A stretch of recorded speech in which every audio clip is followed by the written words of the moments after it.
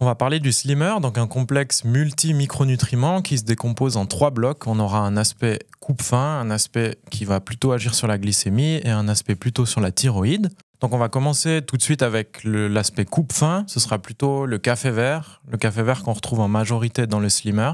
On a eu des très bons retours sur notre café vert dans la gamme Excelis.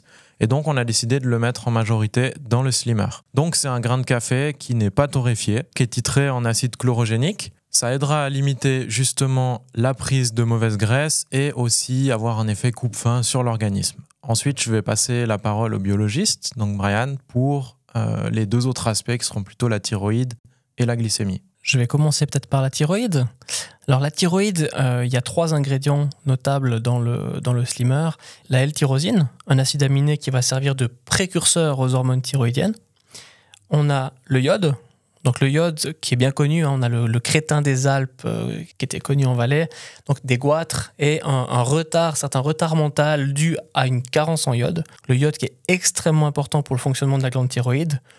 Petite note d'ailleurs, si vous allez faire des analyses chez votre médecin traitant, vous verrez, il y a un petit numéro 4 ou 3, T4, T3, sur les hormones thyroïdiennes qui sont étudiées. Et en fait, ça fait référence au nombre d'atomes de iode, tout simplement. Le iode qui est extrêmement important et le sélénium qui permet d'aider à la conversion de certaines hormones un petit peu moins actives en d'autres hormones beaucoup plus actives, notamment la fameuse T3. Donc, mis tout ça ensemble, ça permet de soutenir un bon fonctionnement thyroïdien. Et puis le 3e aspect que tu évoquais, c'est la glycémie. Donc la glycémie, on rappelle un petit peu ce que c'est le taux de sucre dans le sang. Tout simplement, après un repas, notre taux de sucre va monter, plus ou moins fort en fonction de la quantité de sucre et de la rapidité de digestion de celui-ci. Là où ça va être intéressant, c'est le chrome et la cannelle qu'il y a dans le produit, le slimmer. Cannelle qui est très utilisée en médecine ayurvédique pour justement sensibiliser les cellules à l'insuline. L'insuline, que je rappelle, c'est une hormone qui permet de faire redescendre le taux de sucre dans le sang en donnant l'information aux cellules comme quoi il faut agir un petit peu comme un Pac-Man, ça veut dire ouvrir la bouche, manger un petit peu tout ce sucre qu'il y a en trop et puis faire rediminuer le taux de sucre sanguin. Ça, c'est la cannelle et le chrome de manière un petit peu différente mais agit de concert pour également sensibiliser ces cellules et leur permettre de manger ce sucre qui aurait en excès dans la circulation sanguine.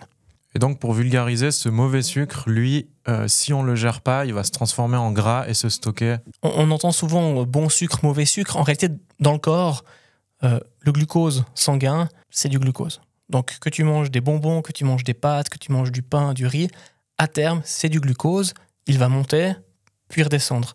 Là où il va rester de manière élevée pendant longtemps, on va parler de résistance à l'insuline, puis de prédiabète et de diabète. Donc c'est là l'intérêt de sensibiliser un petit peu son organisme. Alors il y a le sport, mais il y a aussi certains compléments qui aident à le faire, notamment via la prise de chrome.